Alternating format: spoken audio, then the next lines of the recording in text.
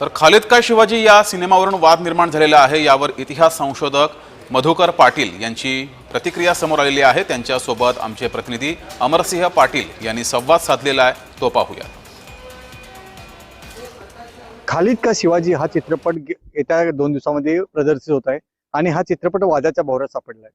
आपल्याबरोबर बोलण्यासाठी आहेत शिवव्याख्याते, गेली 25 वर्षे ज्यांनी शिवाजी महाराजांच्यावर व्याख्यान दिले आणि विविध इतिहास संदर्भ असणारे प्राध्यापक मधुकर पाटील, काय सांगाल की खालिद का शिवाजी हा चित्रपट वादाच्या भोवऱ्यात येतोय, काय कारण असावं? मुळामध्ये ऐतिहासिक चित्रपट निर्माण करत असताना त्या चित्रपटाला ऐतिहासिक संदर्भ साधने असणं फार महत्वाचं आहे।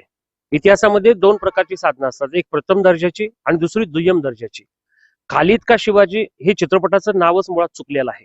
त्याचं कारण असं आहे की या चित्रपटाचा जर आपण 3 मिनिटाचा ट्रेजर जर आपण पाहिला तर याच्यामध्ये छत्रपती शिवाजी महाराजांच्या सोबत 11 अंगरक्षक होते, त्यांच्या सैन्यामध्ये 35% मुस्लिम सैनिक होते, असे काही चित्र रेखाटण्याचा प्रयत्न केलेला आहे। इतिहासामध्ये सेनबॉस नावाचे तत्ववेत्ते असं म्हणतात की नो डॉक्युमेंट्स नो हिस्ट्री। मी इतिहासाचा बारकाईने अभ्यास जेव्हा करतो तेव्हा मला असं कुठेही जाणवलं नाही की छत्रपती शिवाजी महाराजांचे 11 अंगरक्षक मुस्लिम होते।